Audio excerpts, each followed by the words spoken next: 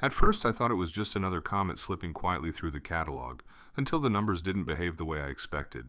When I first came across the early reports on 3I Atlas, I treated them like background noise, a new interstellar visitor following Oumuamua and 2I Borisov, logged by the Atlas survey in mid-2025. The trajectory was unmistakably hyperbolic. The inbound speed, around 60 kilometers per second, put it well beyond the sun's binding grip. Those are the sorts of figures you can trust. But the geometry of the encounter was awkward. During the most critical weeks, Earth and the object were separated by the sun's glare, which meant that, from here, our best instruments were effectively blind. Mars, of all places, was better placed. That's where the story started to deviate from the usual script. The first images people talked about didn't come from a flagship observatory or a coordinated mission release. They surfaced from public raw frames, low-resolution hazard camera shots from the Perseverance rover, stitched into a time-lapse by an independent geophysicist working at home. I reviewed the method, starfield registration, timestamp checks against the rover clock, corrections for lens distortion, and a conservative stacking routine to avoid artifacts. In one narrow sequence, a hairline streak appears with the right timing and the right apparent motion for an interstellar object slipping across the Martian sky. Some labs reproduced the trace, others couldn't. Without access to fully calibrated rover telemetry and sensor housekeeping data, I couldn't call it definitive. I could only note that the signal lived uncomfortably close to the noise floor where cosmic ray hits and hot pixels thrive. Normally, comets brighten and shed gas in predictable ways as they approach the sun. Here, interpretations split. A few preliminary analyses hinted at an unusual balance of volatiles, with carbon dioxide outgassing stronger than expected and water vapor less prominent than the textbook case. In theory, that might reshape the color we perceive in scattered light, but a specific green tint, often associated with fluorescence from diatomic carbon, would require a supporting spectrum. I saw references to a momentary green bloom in one processed animation. I also saw equally careful reprocessings where it vanished. The most honest conclusion was the most frustrating one. Without multi-band cross-instrument confirmation, the green flash remained an anecdote embedded in an algorithm. The Mars orbiters were quietly retasked. Pointing a high-precision imager away from terrain and into star-rich darkness is not trivial, and the command sequences must be right the first time. If the shutters opened a fraction too early or too late, 3I Atlas would fall outside the field. If the stacking tolerances were too aggressive, a genuine faint streak could be filtered out with the very artifacts the pipeline was designed to remove. It is a paradox we face often in low-signal astrophotography. The closer you get to the threshold of detection, the more your own tools can erase the thing you are trying to see.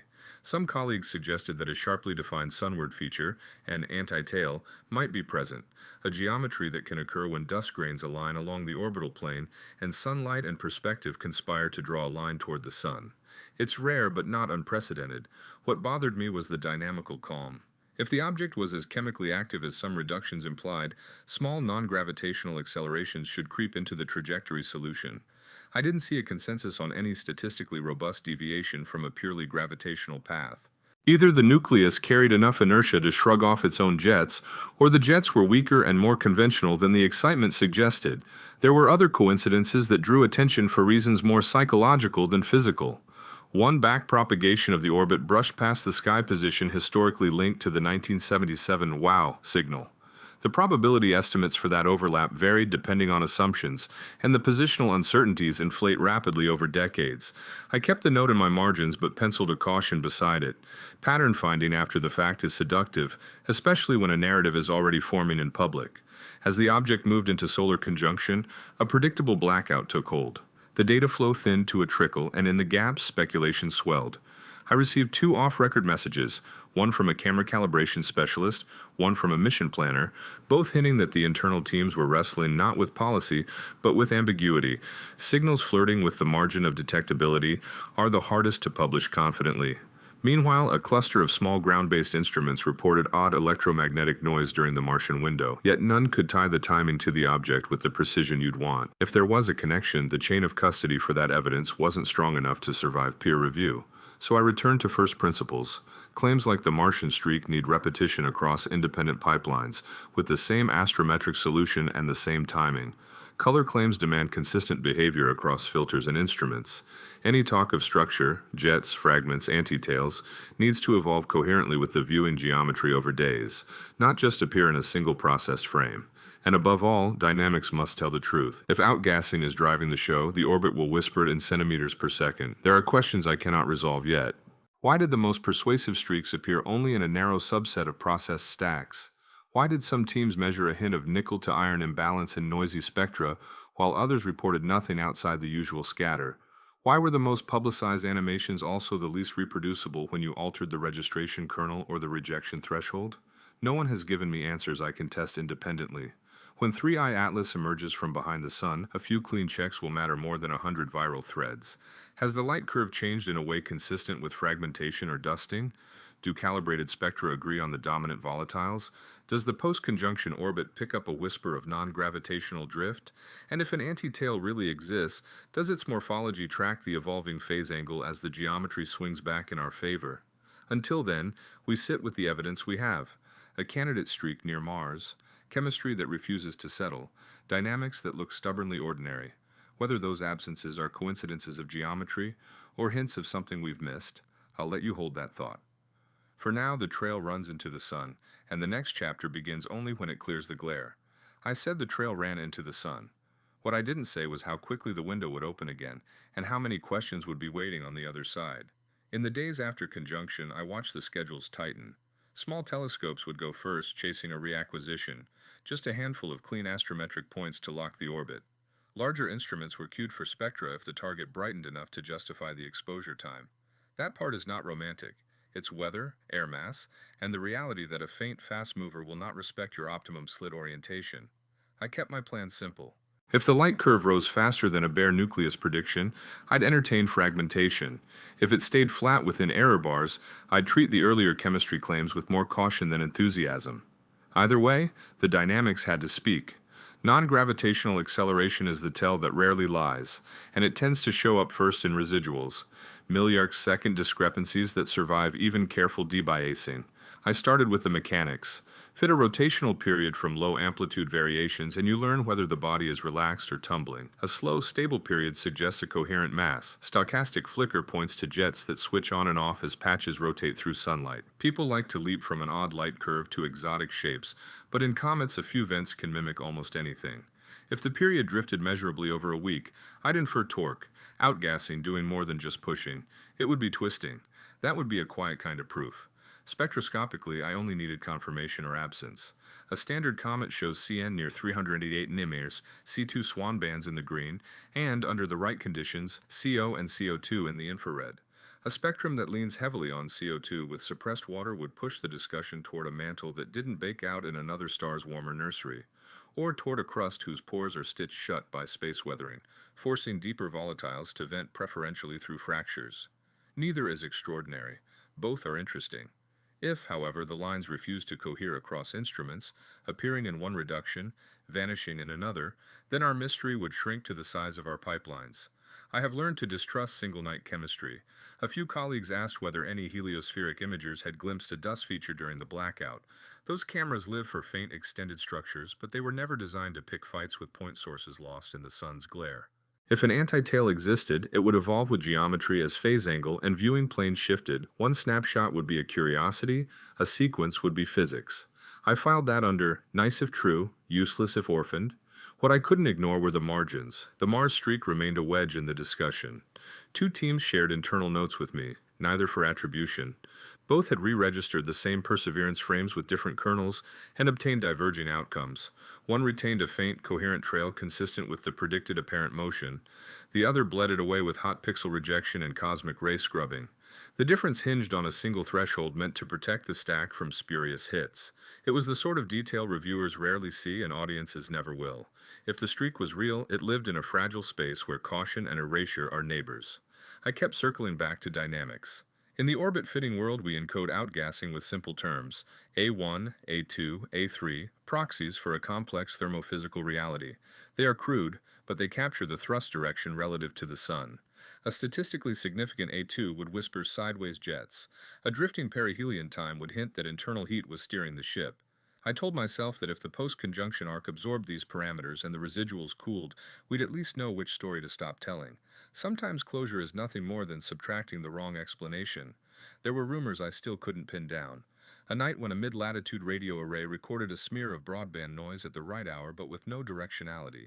A brief gap in a public image sequence from a Mars orbiter, explained later as a minor telemetry dropout, though the timing overlapped uncomfortably with a scheduled starfield exposure. An engineer's message that a calibration file was rolled back after unexpected behavior, with no further detail.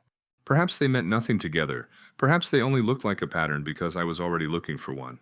I tried to be fair to the green question.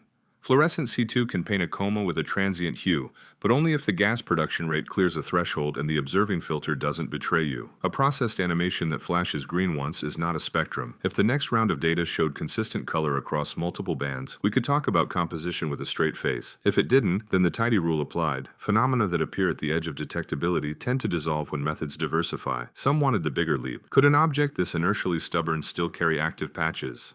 Yes. Could a compact metal-poor surface bias our sense of its density? Also, yes. Did any of that require non-natural acceleration? No. Extraordinary claims don't survive ordinary data, and so far the most stubborn thing about 3i Atlas was how ordinary its gravity looked when you stripped away hopes and enhancements. That absence, too, is a kind of signal. What I needed now were 3 clean events. A reacquisition that stitched seamlessly to the pre-conjunction orbit, a spectrum that either repeated the CO2 heavy whisper or banished it, and a week-long light curve run unmarred by clouds, tracking a rotation that either drifted under torque or held steady against the sun. With those, many clever narratives would collapse and a quieter, stronger one would remain. Without them, the story would continue to feed on artifacts, thresholds, and our appetite for patterns. There's one more coincidence I haven't mentioned, one I'm still checking. A minor observatory logged a timing offset the same night a private satellite star tracker reported anomalous centroid jitter along a vector not quite aligned with solar pressure. The paperwork says housekeeping. My notes say compare epochs. Maybe it's nothing.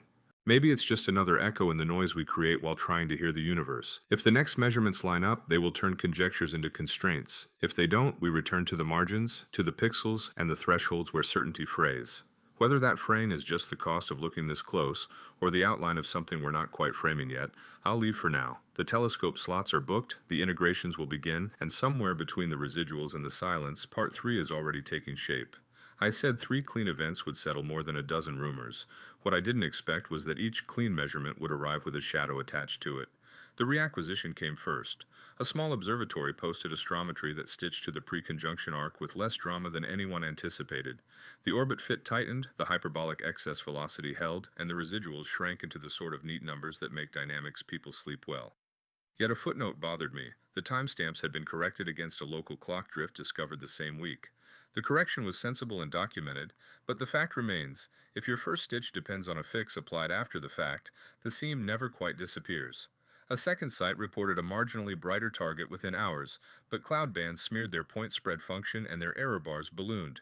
It was enough to confirm the position, it was not enough to confirm the light curve. Spectra followed 2 nights later. The first reduction showed a cautious whisper of CO2 and a barely there CN signature. The second, from a different instrument and pipeline, found CN more comfortably and treated CO2 as possible, not preferred. Both agreed that waterlines were not dominant. That is interesting for a comet, but not unprecedented, and it leans toward a surface that either retains its volatiles in deeper pockets or vents through fracture networks that favor carbon-bearing gases at this distance from the Sun. What I couldn't ignore was the internal note I received, again, not for attribution, that a calibration lamp frame had been swapped during the night because of unexpected behavior. The swap was reasonable, the explanation was thin. Sometimes the caveat is just engineering. Sometimes the caveat is the gap where stories breed. I focused on the rotation. Over 6 nights a cautious light curve took shape. Low amplitude, slow drift. And then, on night 7, a measurable phase shift that didn't fit a single stable period. You can force a solution by introducing a weak torque, the sort of change you'd expect if one vent rotated into sunlight and stayed warm longer than the model allowed. If that interpretation holds, it would be a small concrete truth. Not exotic physics, just an object talking through its own momentum. But when I compared the shift to a contemporaneous thermal model, the numbers lined up a little too neatly. Either a fortunate alignment made a simple story look elegant, or I was watching myself gravitate toward the tidiest narrative. 2 observers who contributed data told me, in confidence, that they'd trimmed several points because of guiding glitches they couldn't diagnose in real time. The trimmed points flanked the phase jump. Did we cleanly remove the trouble, or polish away a warning? The anti-tail question refused to die. A heliospheric imager delivered a faint, elongated brightening at roughly the right location, but the feature wrote a background gradient that any cautious analyst would hesitate to subtract. If it were an antitail, its position angle should have evolved predictably with the changing phase geometry over subsequent days. The follow-up frame showed a dim trace at a compatible angle, the next one didn't. That is not how confidence grows. I logged it as pattern-seeking risk and moved on, but the images sat on my screen longer than they should have, daring me to trace a line where the data would not. In the orbit fits, the non-gravitational terms did something subtle. A2, the transverse component, preferred a value just above noise, and stayed there across three independent solutions. It wasn't large enough to headline, but it was stubborn enough to respect. If that value survived the next week of data, I'd accept low, consistent side thrust from asymmetric outgassing. Simple, natural, and sufficient. Still, an oddity nagged me. A1 and A3 refused to settle as smoothly, as if the sun pointing and normal components were taking turns being almost, but not quite, significant. That can happen when your geometry is changing and your signal is slim. It can also happen when your pipeline is a little too eager to regularize the world. I kept an eye on Mars. The controversy over the streak never reached closure. Instead, it sprouted branches. One group claimed that when you restrict the registration kernel to a tighter stellar subset, the streak aligns better with the predicted motion. Another group countered that the same restriction inflates systematic error and boosts the odds of aligning noise with a desired vector. A quiet email from a rover engineer, unsigned but plausibly internal, said only this: a minor timing table was reverted after an anomaly in dark current handling. If true, it would explain certain quirks at the pixel level. If untrue, it is precisely the sort of sentence that amplifies the legend while leaving nothing to verify. I saved it, annotated it, and refused to build upon it. Chemistry, for once, tried to behave. A third spectrum reproduced the CN detection and strengthened the case for carbon-bearing volatiles without letting water take over. The CO2 call remained delicate, present in one reduction, shy in another. The green question faded as quickly as it had bloomed. Processed animations lost their charm when multiple bands failed to echo the hue under steady conditions. The scientific temptation is to declare the topic closed. The human temptation is to keep one eyebrow raised. I managed both by writing, color claims unconfirmed, no crossband persistence. Meanwhile, a radio observatory published a brief notice about a block of broadband interference during the reacquisition window. No direction, no polarization, just a timestamp that landed inconveniently near our most useful optical frames. It could have been a terrestrial source. It usually is. But one of their operators wrote to me, off the record, that they'd never seen that pattern at that hour from that azimuthal sector. The sentence means less than it sounds like. It also means just enough to keep a page open in my notes. I checked the numbers that anchor the storytelling. The post-conjunction light curve did not surge in the way a catastrophic fragmentation would force. The nucleus, whatever its shape, behaved like a body with a few active patches, not a cloud of debris pretending to be a single thing. The orbit did not lurch. The non-gravitational fit did not scream. The physics, in other words, continued to look stubbornly adequate. In a landscape where speculation sells, adequacy is often the most suspicious character on stage. There is one more thread I hesitate to pull. A private satellite star tracker logged centroid jitter again, this time with metadata that places the anomaly at a roll angle implicated in known software quirks. The official comment filed it under housekeeping. An analyst I trust suggested a second check. Compare the jitter epochs against the times when the heliospheric imager saw its ambiguous brightening. The overlap was not exact, it was also not far apart. Maybe it's nothing more than the universe reflecting our schedule back at us, our instruments stuttering in sympathy with our attention. Maybe it's the sort of almost pattern that always appears when you stand too close to the noise. If the next week preserves the small A2, confirms a gentle torque in the rotation, and keeps the chemistry leaning carbonward without theatrics, the story will contract into something precise and unromantic. If any one of those pillars collapses, we'll be back in the thin air where artifacts look like signals and corrections look like causes. Whether we're converging on a mundane truth or orbiting a more elusive one, I'll leave that open. For now, the measurements continue. The margins keep whispering, and what survives of 3i Atlas will decide how Part 4 must begin. I ended Part 3 with numbers that looked neat and stable, the kind that promise closure. But closure, I've learned, is a shape that shifts as soon as you reach for it. The following week was supposed to be routine. Fill in the light curve, tighten the astrometry, verify the spectral balance. Instead, I found myself wading through contradictions so polite they almost looked like agreement. The A2 component, the small side thrust I'd hoped would survive, did, but its uncertainty doubled. The torque on the rotation held, but only if you ignored two outlier nights where the phase flickered faster than any thermophysical model could justify. The chemistry, which had leaned toward carbon-bearing gases, softened into statistical fog. Every line item still fit inside its error bars, but the combined picture began to dissolve like a composite image with misaligned layers. The first hint of trouble came from a calibration archive, not a telescope. One of the Mars orbiter teams revisiting their dark frames noticed a timing offset of exactly 1.024 seconds applied to a batch process during the blackout window. The offset itself was harmless, an artifact of an old sync routine, but when you rewind the sequence with the correct timestamps, a faint streak shifts just enough to fall outside the field predicted for 3I Atlas. It means that the most debated confirmation from Mars may have been a coincidence of misaligned clocks. When I asked whether this correction had been propagated into public data, the reply was succinct: pending verification. Those two words have a way of draining months of certainty in a single afternoon. Then came the images from the heliospheric imagers' extended campaign. The anti-tail that refused to settle in earlier frames had vanished entirely, replaced by a clean, featureless corridor of scattered light. In a strange way, that absence was almost disappointing. The human mind prefers an ambiguous signal to none at all. Yet the lack of persistence was its own answer. A transient geometry or a momentary processing artifact could explain it neatly. Still, someone leaked a raw subset to a public forum, and within hours the familiar cycle began. Contrast-stretched composites, inverted color maps, circles around shadows of JPEG compression labeled as structure. It wasn't science, but it showed how fast ambiguity can metastasize once released into the open air. Meanwhile, a ground-based array registered a pattern that shouldn't have been there. Over 3 consecutive nights, their radio baseline recorded microsecond spikes at intervals, matching the spacecraft tracking schedule of a completely unrelated mission. Correlation isn't causation, but the alignment was close enough for headlines. The lab's official note downplayed it as an intermodulation product, crosstalk from equipment pushing its limits under high gain.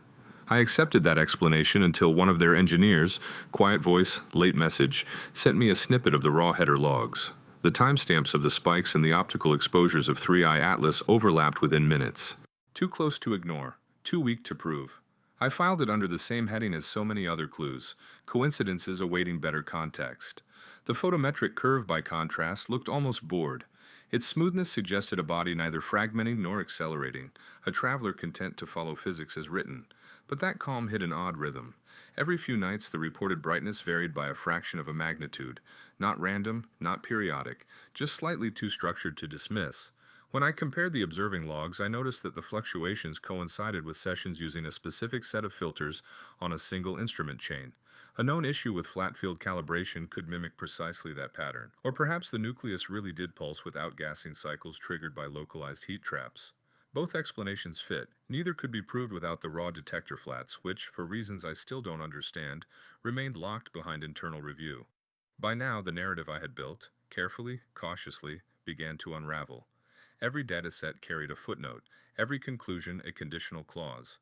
The rotation period I thought I'd pinned down now carried an uncertainty large enough to swallow its own trend. The chemistry that hinted at alien origins retreated into the comfort of normal variance. The elegant non-gravitational terms flattened back toward zero as fresh astrometry diluted the earlier signal. It's how the universe reminds us that anomalies shrink under better data, and that mysteries often die not with revelation but with arithmetic. Still, a few details refused to behave. One observatory's residuals oscillated systematically, small but patterned, across a series of fits. It could be numerical noise. It could also mean the object's center of light was wandering, perhaps due to a slow rotation exposing uneven albedo. Or, in the less polite whisper of one analyst, the fits are fine, but the timestamps aren't. The phrase echoed an earlier fear. Clocks, again. Timekeeping is the invisible skeleton of astrophysics. A millisecond out of place can bend a narrative more than any imagination can. By mid-month, a summary draft circulated within the network. 3I, Atlas, preliminary post-conjunction analysis. The abstract was as neutral as language allows. No exotic acceleration. No anomalous spectra, no evidence of fragmentation. A clean natural comet, third of its kind, unremarkably extraordinary. It should have ended there, but buried near the appendix was a brief section on unresolved telemetry artifacts. Among them, a mention of transient data loss during solar conjunction in multiple independent channels, optical, radio, and magnetic, each gap aligned within the same narrow window of hours. Statistically irrelevant, perhaps. But in a file otherwise purged of speculation, that line read like a deliberate riddle. I asked for clarification. The response was procedural. Cross-dataset timing discrepancies under internal review. No further comment. No one would commit to what caused them. Software lag, clock drift, or something external. Just that phrase again. Pending verification. So I'm left with a paradox. The more precise our measurements become, the less room they leave for wonder, and yet the few uncertainties that remain glow all the brighter against the clean backdrop of data. Maybe that's why these investigations never truly end. We mistake statistical leftovers for secrets, and call them mysteries to keep ourselves curious. Still, I can't ignore one last anomaly. A pattern in the telemetry gaps forms a cadence, roughly 37 minutes between peaks, matching the spin rate of a known satellite array unrelated to any of our instruments. It might be the echo of Earth's own machinery, bleeding through the signal chain, or it might be nothing at all. For now, I've circled the timestamps in red and written a single question beside them. Who was really watching whom? Whether that question survives peer review or dissolves like so many before it depends on what the next dataset reveals. For now, all I can do is wait for the final transmissions, knowing that Part 5 will either close the case or open something larger. I ended Part 4 with a cadence in the gaps and a question in red ink. I begin Part 5 with what looked like an answer, and then slid sideways into something harder to name. The raw releases trickled out first: calibration frames, housekeeping logs, the kinds of files that usually live and die in back rooms. I read them the way some people read diaries, slowly looking for the places where the mundane trips over itself. The 37-minute rhythm that bothered me survived the first pass but softened after a clock chain correction on one ground station. A leap-second handling routine had been double applied in a narrow window months earlier and never fully unwound. Fix the routine and the comb of gaps blurred. Leave it, and the teeth lined up like intent. This is how mysteries sometimes dissolve. Not with a revelation, but with a software patch and a shrug. And yet the rhythm never vanished entirely. A remnant remained, weaker than before, but stubborn enough to keep a corner of the page. Astrometry came next, and with it the last chance for dynamics to surprise me.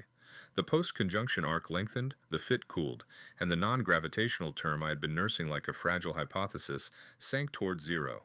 A2, the sideways whisper, reduced to a murmur inside its uncertainty. A1 and A3 no longer flirted with significance. The gravity was adequate, the orbit honest. If a jet was steering the ship, it did so with a hand so light the numbers refused to confess. One colleague sent me a single line, no greeting, no signature. Adequacy is the headline. I didn't argue. A third interstellar visitor that behaves like a comet is not disappointment. It is statistics doing their quiet work. The light curve offered one last diversion. A careful reprocessing, this time with shared flats and a common aperture protocol across teams, peeled away the instrument personality I'd worried about. What remained was a faint, low-amplitude modulation consistent with a slow rotation and a few active patches. On 2 nights, the flux ticked up by a fraction of a magnitude in a shape that looks like a micro-outburst. Not enough to change the orbit, enough to mark the surface as uneven and alive in a small way. You could tell a story about diurnal heating and trap pockets venting when a fissure aligned with sunlight for an hour longer than the model allowed. You could also call it noise with manners. In a draft I wrote, then crossed out, this sentence: "We are watching Frost learn to speak." Spectra tried to close the case with grace. CN settled in as a repeatable presence. Water refused to dominate. CO2 remained the most delicate of suggestions, easier to state than to defend. No single line asked for a headline. Together they asked only to be believed at face value. Carbon-bearing volatiles, an economy of water. Nothing theatrical. The green question, so loud when a processed animation invited it, stayed quiet under sober filters. I wrote to the analyst who had first floated it and thanked them for the caution they had shown in public. "We're all fighting our eyes," they replied. I knew what they meant. Mars, the wedge that once split the room, finally gave ground. The 1.024-second timing correction propagated into the public stacks, and the streak that once ran so confidently along the predicted track shifted like a misplaced signature. With new registration, the line still exists, but it no longer points where it needs to. It becomes what it probably always was, the kind of almost thing that low signal work breeds when temperature, dark current, and ambition share the same night. An engineer sent me a final note, again unsigned, confirming that a dark current table rollback coincided with the window that sparked the argument. Nothing exotic, the message ended. Only us. It should have felt like relief. Instead, it felt like the last light in a hallway clicking off. The heliospheric imager's long campaign closed similarly. The hinted anti-tail never persisted, the geometry changed, the feature did not follow. When you map the position angles against phase, the plot looks like a polite refusal. The line that should be there is missing. and what remains is the soft geography of instrumental stray light. I set the images aside. They had served their role as a rehearsal for a story the data would not stage. The radio anomaly is the only thread that resists even this quiet gravity. The array's official report is firm now. Intermodulation, exacerbated by a maintenance cycle that temporarily raised the system's susceptibility to a familiar satellite net. Yet the operator who wrote to me maintains in private that the spectral smear was unlike our usual ghosts, and they sent one last header fragment with GPS discipline timestamps that lie uncomfortably close to an optical run I trust. I can explain that overlap a dozen ways. None is satisfying. Perhaps that's because it nudges the boundary between what we measure and what we are measuring with, a line that is easier to cross than to see. By the time the network's preliminary post-conjunction analysis became post-encounter summary, the prose had shaved itself to the bone. The abstract told the truth plainly. Hyperbolic trajectory, no confirmed non-gravitational acceleration beyond conservative limits, spectra consistent with carbon-bearing volatiles, no evidence of fragmentation, no persistent morphological anomalies. The conclusion was almost elegant in its restraint. 3I. Atlas behaves like a comet, a third point in a growing set. The mystery that survives is not the object, it is us, and yet I cannot end without the cadence, because it will not let me. After the leap second fix in the station clock patch, a faint periodicity remains in a subset of logs, not reliable enough to publish, not flimsy enough to forget. 37 minutes thin to 36.8 when the revised time base is enforced as if the rhythm were chasing our corrections down the corridor. There's an earthbound explanation I almost accept, a rolling housekeeping cycle in a satellite constellation whose schedule drifted after a software update. There is also the smaller, more personal possibility that this is what happens when you stare too long at margins. You begin to hear your own patience ticking. So this is how my notebook closes, at least for now. A visitor from between the stars, ordinary in the ways that matter, interesting in the ways that reward careful work, and framed by a chorus of artifacts, coincidences, and human appetite. The facts are the anchor. Discovered in 2025. Hyperbolic, unbound, a coma that whispers carbon, a body that turns slowly, a path that prefers Newton to narrative. The rest, the Mars streak that slipped when time was corrected, the green that faded under better filters, the anti-tail that never learned to persist, the radio spikes that probably belong to us, is the weather around the voyage. I can live with that. Science is not obliged to furnish drama, and interstellar space is not a stage set. But if you're asking what I learned, it is this. When the data are thin and the stakes are cultural, our tools and our stories lean toward one another. Between them is where doubt lives and where curiosity keeps its footing. Whether that leftover cadence is the heartbeat of our own machinery, or a coincidence we've tuned ourselves to hear, I won't force a verdict.